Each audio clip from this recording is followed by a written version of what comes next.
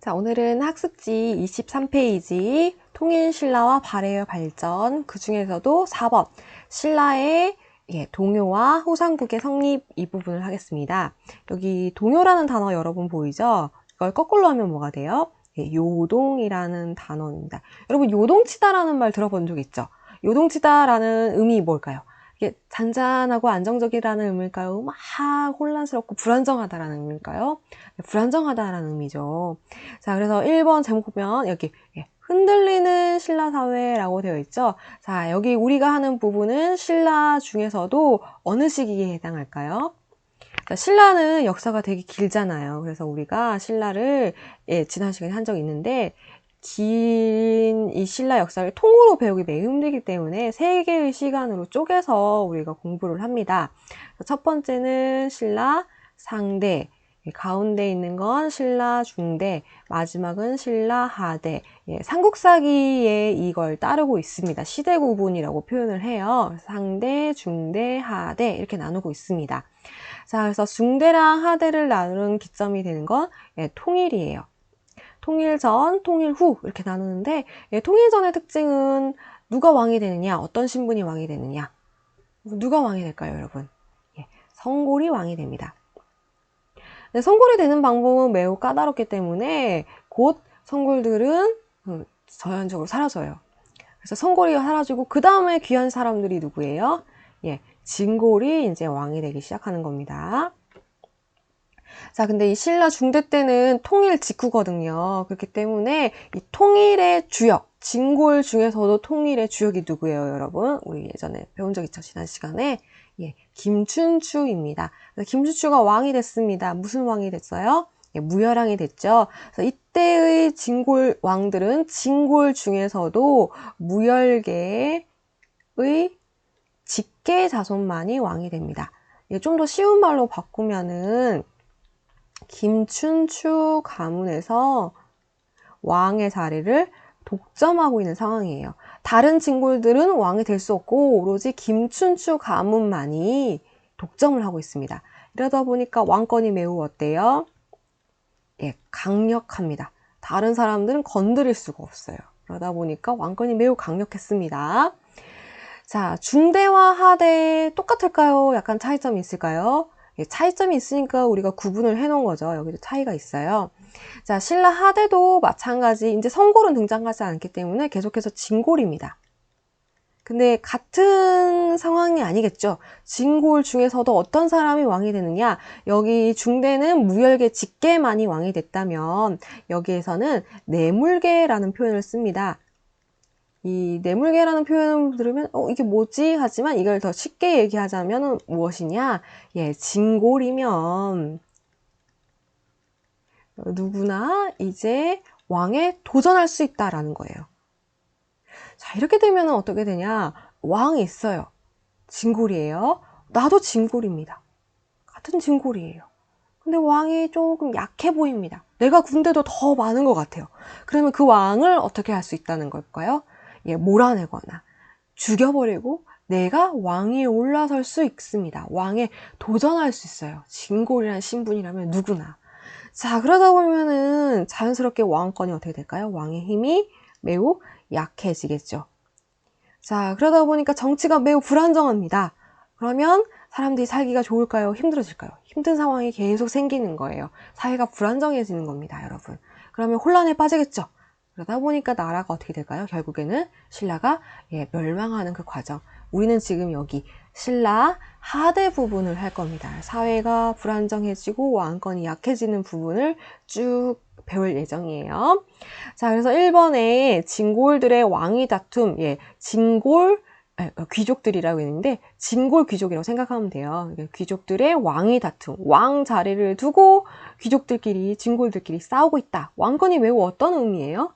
왕위를 두고 싸운다는 자체가 왕권이 약하다는 걸 의미하는 거죠. 그래서 중앙 정치가 매우 혼란에 빠져 있습니다. 그래서 배경 볼게요. 8세기 후반부터 소수의 진골 귀족에게 권력이 집중되어 있습니다. 자, 이번에 정치 혼란 볼게요.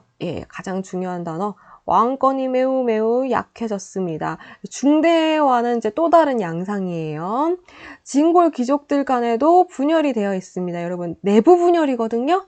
예, 국가가 멸망할 때 항상 등장하는 그런 현상인 거죠. 자, 그리고 결정적으로 이제 하대가 열리게 되는 것은 해공왕이라는 아주 어린 왕위에 올라오고 있어요. 진골이, 무열기에 짓게 마지막이었는데 이 해공이 되게 어린 나이에 소년이었어요. 그러다 보니까 왕권이 약하다 보니까 진골 귀족들끼리 서로 막 싸우고 96각간의 난이라고 있어요.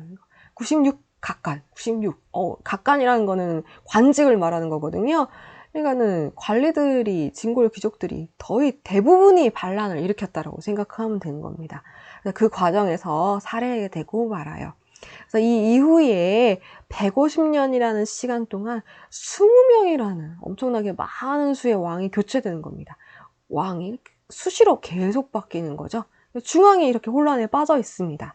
당연히 지방은 더더욱 큰 혼란에 빠져 있어요. 자, 배경을 볼게요. 이렇게 중앙 정치가 혼란에 빠지게 되면은 지방에 대한 통제력이 약화됩니다.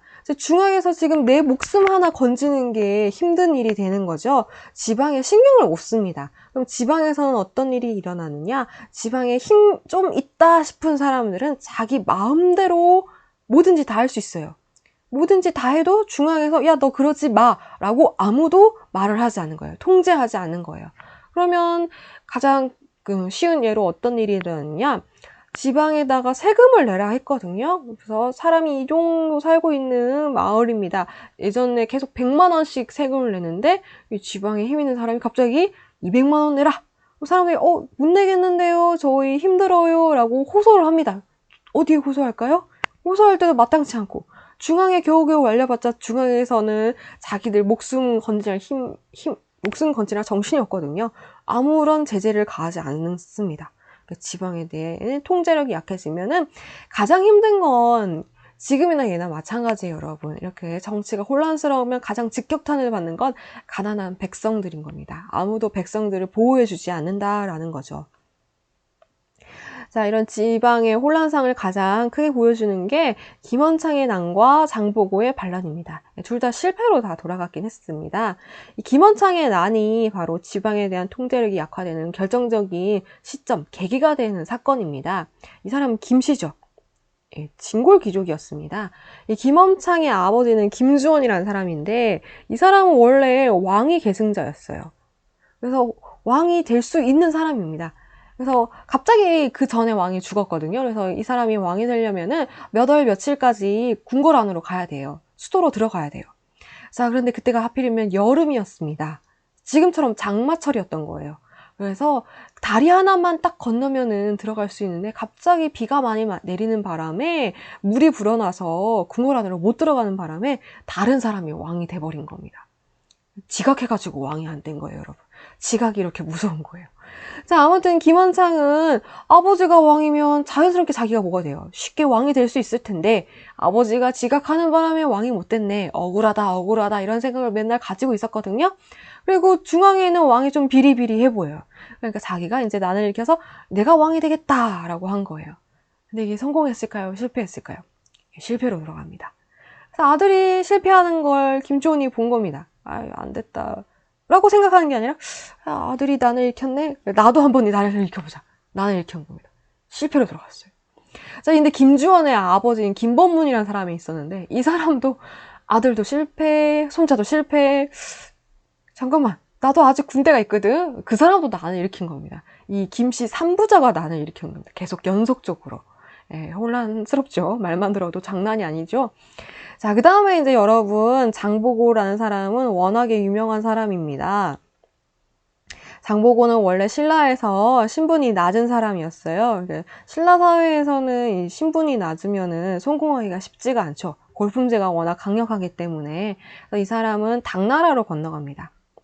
당나라로 건너가서 워낙 무예가 출중하기 때문에 장군으로서 승승장구하고 돈도 엄청나게 벌게 됩니다. 특히 해적들을 엄청나게 소탕했어요.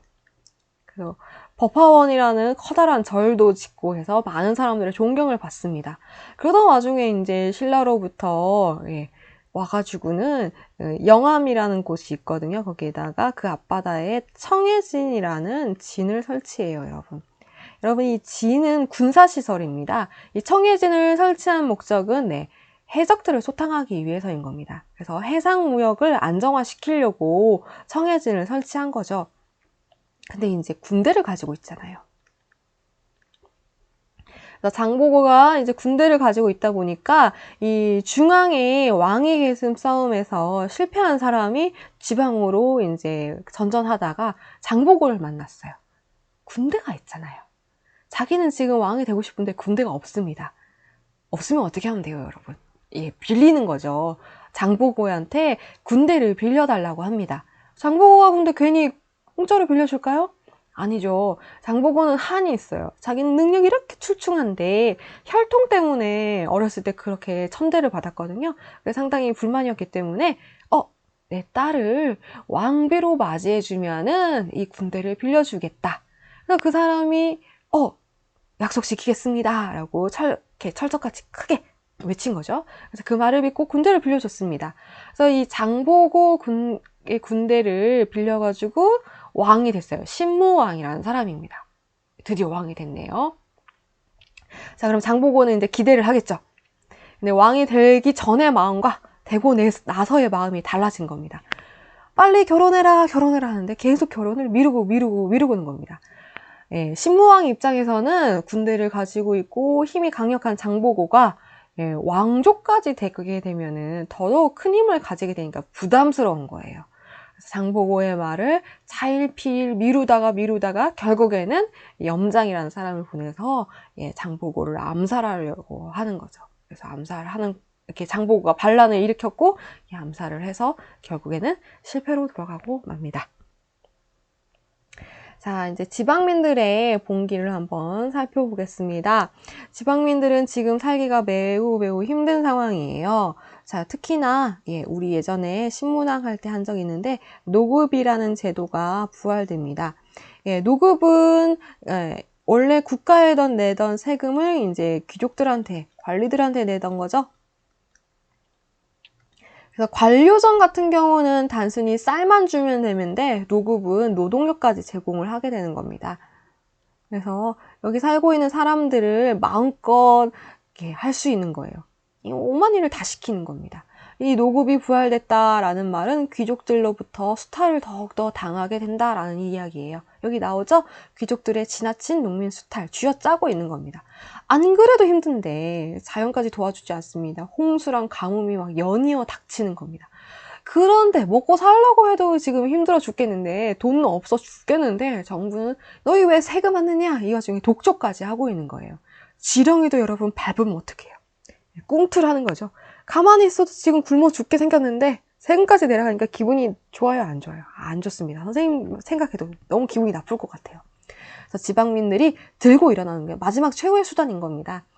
9세기 말 되면 진성여왕 때 원종과 에노라는 사람의 상주 지방에서 난을 시작해서 전국 각지에서 잇따라가면서 많은 사람들이 봉기를 일으켜요. 그래서 가장 대표적인 게 초적. 여러분 산에 있으면 산적, 바다에 있으면 해적이죠. 여긴 들판에 있으니까 초적. 그리고 여기 농민들은 일반 군대와 다르게 유니폼이 없잖아요. 군복이 없잖아요. 그래서 드레스 코드를 맞춰요. 중국 같은 경우는 두건으로 주로 맞춥니다. 황건적, 홍건적. 우리나라 사람들이 약간 패션 피플인 것 같아요. 바지 색깔을 맞췄습니다. 무슨 색 바지냐? 붉은색 바지. 그래서 붉을적 바지고 적고적. 이런 식으로 농민 봉기들이 일어난 겁니다. 원종과 에노의 난을 시작으로 해서요. 자, 그리고 3번 새로운 세력이 등장하기 시작하는 겁니다. 그게 바로 가장 중요한 호족들입니다. 귀족이 아니라 호족이에요. 호족들은 중앙에 있는 사람들이 아니라 지방에 있는 사람이에요. 그리고 지방에서 중앙의 말을 안 들어도 되는 독자적인 사람이에요. 그러려면은 군사적으로 자립을 해야 됩니다. 그래서 지방을 근거지로 하고 있고 독자성을 지닐 정도로 군사력을 가진 사람이 호족이 되는 조건입니다. 그래서 호족의 신분 출신들을 보면은 대부분 촌주 출신들이 많아요. 그 지역의 토착 세력인 거죠. 이제 힘이 더욱더 강해지는 겁니다.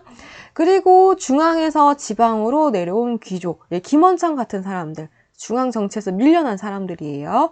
그리고 군진 세력, 세력을 청해진 기억나죠? 장보고처럼 군대를 가지고 있고 그 지방을 통솔할 수 있을 정도의 힘을 가진 사람. 그리고 해상 세력. 해상 세력이라는 말은 단순히 장사만 하는 사람들이 아니라 여기처럼 해적을 소탕해야 되기 때문에 군사력도 어느 정도 갖춘 사람이에요. 이 해상 세력의 대표적인 사람이 왕건입니다. 왕건의 할아버지가 대표적인 이 해상 세력 출신입니다. 자, 두 번째 이 호족들의 세력 확대를 보겠습니다. 이들은 지방을 근거지로 하고 있고 자신들의 군대를 기반으로 성을 쌓았어요. 축성을 했습니다. 그리고 성을 쌓았으니까 지역 방어가 가능한 거죠. 그리고 세금을 징수해요. 자기들끼리 국가의 일을 다 하는 겁니다. 그리고 심지어 관직을 하사하기도 해요. 네. 그래서 세금을 징수하고 스스로 이 성의 주인이니까 성주, 지역을 방어할 정도로 군사가 있으니까 장군, 이런 식으로 스스로를 칭하고 있습니다. 그래서 지방을 실질적으로 지배하고 있다. 중앙의 통제를 받지 않는다, 간섭을 받지 않는다라는 얘기입니다. 독자 세력화된다. 중앙에서도 함부로 할 수 없다라는 겁니다. 거의 독립된 국가나 마찬가지예요. 절반은 독립된 국가나 다름없어서 반독립적인 세력이다 이렇게 표현하기도 해요. 여기서 반은 반대라는 말이 아니라 절반이다. 절반 정도는 독립된 국가다 이렇게 생각하면 됩니다.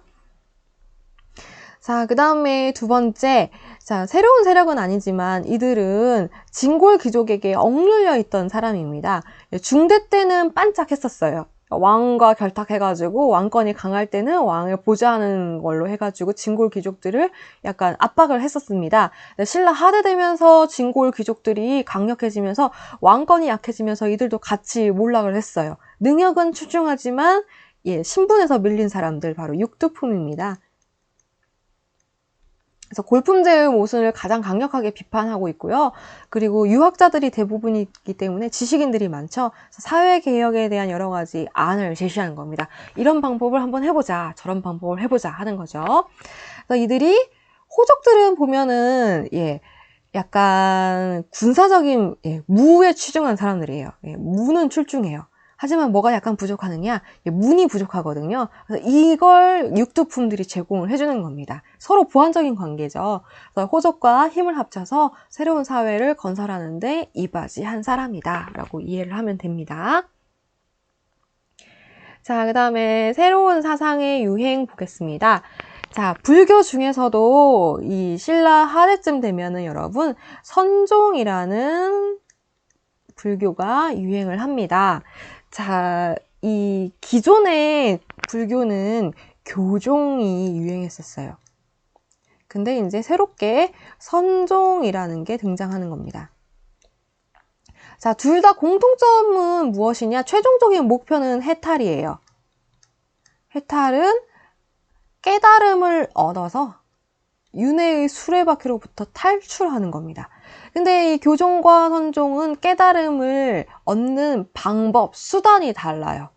자, 교종은 어떻게 하느냐? 이 교자가 중요한 글자거든요. 교종 입장에서는 우리 그 불교 경전이라고 부르죠. 불경. 책에 쓰여져 있는 불교 교리를 이해해야 돼요. 거기 책에 쓰여져 있는 건 부처님의 말씀이잖아요. 부처님의 말씀을 이해하다 보면 깨달음을 얻어서 해탈을 한다라는 거예요. 자, 근데 선종은 여러분 이거예요. 우리가 계속 책만 들여다보고 있다고 해서 깨달음을 얻을 수 있느냐? 아니다라는 거예요. 머릿속으로 어느 순간 쫙 생각하다 보면 아하 하는 구간이 있어요. 이렇게 풀리는구나 해서 깨달음 얻는 순간이 있거든요.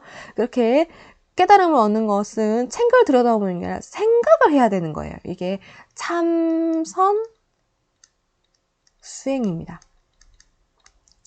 쉽게 말하면 여러분 명상이에요. 교리를 공부한다, 경전을 공부한다라는 건 책을 읽어야 되는 거예요. 자, 여러분 어느 게 더 여러분한테는 좋아 보여요? 책을 한자로 된 어려운 책을 막 종교적이고 철학적인 거를 막 해석해야 되는 거. 눈 감고 가만히 명상에 빠져 있는 거. 자, 어느 게 여러분이 접근하기 쉬워 보여요? 예, 선종이죠. 그래서 여기는 이 교리를 읽고 막 한자를 공부하고 하다 보니까 이거 상당히 귀족적인 겁니다. 진골 귀족들이에요. 진골들한테 딱 맞아요. 시간도 많아야 되고요. 경제적으로도 여유가 있어야 돼요. 반면에 이거는 눈 감고 자 있는 거예요. 공부 안 해도 돼요. 살짝이 말하면. 누가 좋아할까요? 예, 호족들이 좋아합니다. 호족들은 싸움 잘하는데 약간 공부에는 취미가 없는 사람들이거든요. 그래서 책 읽는 것보다는 명상이 자신들의 취향에 잘 맞는 거예요. 자, 그래서 선종은 교리를 보면 우선 개인의 깨달음을 중시한다. 대중들에 대한 구제도 중요하지만 내 자신의 깨달음을 중시하게 됩니다. 깨달음의 방법으로는 이걸 제시하는 거죠. 쉽다 보니까 호족들, 그리고 백성들도 책 읽을 시간 없어요. 참선 수행이 더 맞습니다. 그리고 새로운 사회 건설에 사상적인 기반을 제공한다. 활동 보면은 호족들의 취향이 딱 맞다 보니까 호족들이 선종 좋다. 내가 후원해주겠다. 경제적인 지원을 해주는 겁니다. 전국에 선종사원, 선종절들이 막 건립이 되는 거예요. 그리고 호족들은 지방을 근거지로 하고 있죠. 그래서 각 지방에 생기기 때문에 지방 문화의 근거지로 이 절들이 역할을 하고요. 중앙에 있는 교종과 함께 균형 발전을 하는 겁니다. 교종이 사라지는 건 아니에요, 여러분. 교종도 있는데 기존에 있던 교종과 새롭게 선종이 더 이제 유행을 한다라는 그런 의미예요. 자, 그리고 선종의 특징은 스승과 제자가 깨달음의 계승을 중시합니다. 그래서 스승의 깨달음을 제자가 이어받아요. 그래서 스승님이 돌아가시고 나면은 제자가 그 스승님의 뜻을 받들어서 스승님의 업적이 적혀진 승탑, 탑비 이런 거를 만들어주는 거예요. 이 승탑이라는 건 기존의 탑은 그냥 우리가 탑이라고 부르죠. 이 탑 앞에 불이라는 글자가 생략돼 있어요. 이 부처님의 탑이에요. 부처님의 사리를 모시는 거거든요. 이 승탑은 그러면 누구의 사리를 모시는 걸까요? 스승님, 그냥 우리 일반적인 승려의 사리를 모시는 겁니다. 그래서 이 승탑에 각각 모셔져 있는 사리는 각 개인의 사리를 모시는 겁니다. 그리고 불탑은 다 부처님의 사리를 모시는 거예요. 승탑은 약간 불탑보다는 규모가 좀 작아요. 그리고 모양도 좀 다양한 형태인 겁니다. 선종이 유행하면서 승탑이 유행하게 됩니다. 승탑과 선종은 뗄 수가 없어요. 승탑 앞에 탑비도 이렇게 같이 만들어놔요. 그래서 스승님의 업적을 제자가 기리는 거죠. 자, 그 다음에 풍수지리설은 여러분 잘 들어봤죠? 풍수지리설은 원래 중국에 있던 건데 도선이라는 승려가 가지고 왔습니다. 지리 중심으로 움직이는 거죠. 그래서 기존의 수도였던 금성, 경주가 지금 1000년 넘게 수도의 역할을 하고 있죠. 그러다 보니까 금성에 있는 좋은 기운이 점점 다 달아졌다. 다 썼다. 이제 금성은 더 이상 중심 역할을 할 수 없다. 금성 중심의 지리 개념에서 탈피해서 지방마다 새로운 명당 자리가 있는데 이 명당에서 좋은 기운을 받아가지고는 새로운 사람이 등장할 거다. 그 사람이 새로운 사회를 열 것이다. 자, 지방을 근거지로 하고 있는 누구 입장에서 되게 좋아요? 호족들 입장. 자기도 이제 주인공이 될 수 있다라는 거죠. 지방의 독자성과 중요성을 강조하기 때문에 명당은 한두 군데가 아니잖아요, 여러분. 각 지방마다 있잖아요. 그래서 풍수지리설이 호족들의 환영을 받는 겁니다. 그리고 새로운 사회 건설에 사상적인 기반을 제공을 해요. 이 명당에서 큰 인물이 날 것이다. 그 큰 인물이 새로운 나라를 세울 것이다. 이런 식으로 사람들에게 희망을 전해주는 거예요. 자, 그리고 미륵신앙 예전에 우리 불교 예술하면서도 한 적이 있는데 미륵은 언제 등장하는 부처님이냐? 미래에 등장하는 부처님이에요.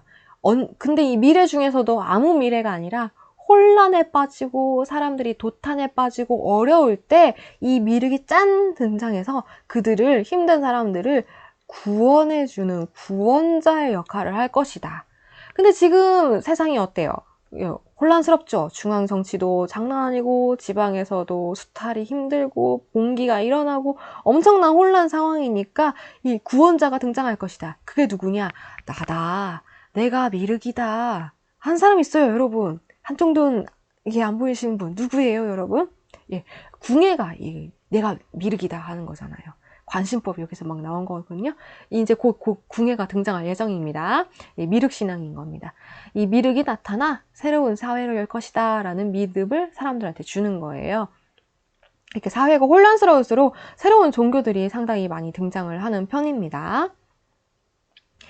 자, 이제 오늘 한 내용을 OS 문제로 한번 살펴볼게요. 자, 여기 1번.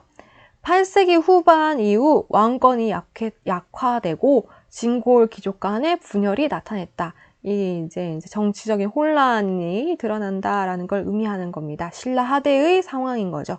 예, 맞습니다. 김원창에 난 장보고의 반란 등은 중앙정부와 귀족 수탈에 저항한 지방민의 봉기였다. 자, 이 사람들이 지방으로 간 사람들이긴 하지만 귀족들의 수탈이라고 하기에는 이 사람들이 귀족이거든요. 예, 이 사람들은 중앙 정치와 이제 직접적으로 연관돼서 이렇게 저항을 한 사람이죠. 이 중앙 정부와 귀족의 수탈에 저항한 사람들은 이제 적고적의 난이나 초적의 난 이렇게 생각을 하면 됩니다. 같은 봉기지만 약간 주체가 다릅니다. 성격이 다릅니다, 여러분. 자, 3번. 호족과 일부 육두품 세력은 새로운 사회 건설을 위해 힘을 합치기도 하였다. 예, 그렇죠. 서로 보완적인 관계입니다. 여기가 무예에 출중하다면 여기는 지식적인 부분에서 출중하니까요. 자, 4번. 선종은 경전과 교리를 중시하여 화려한 불교 예술을 발전시켰다. 이 경전, 책입니다, 책. 책을 중시한 건 선종이 아니라 어디예요? 예, 교종입니다. 그래서 교종은 되게 화려한, 예술적으로도 상당히 화려해요. 귀족적이거든요. 반면에 선종은 승탑 같은 경우는 규모도 되게 작고 소박한 편이에요. 그래서 선종 예술의 성격과 교종 예술의 성격도 약간 다릅니다. 자, 5번. 풍수지리설은 호족의 환영을 받았다. 왜냐? 지방을 중시하기 때문에 지방을 근거지로 하기에는 호족의 구미에 딱 맞습니다. 예, 좋아해요. 맞아요. 자, 오늘은 여기까지 하겠습니다.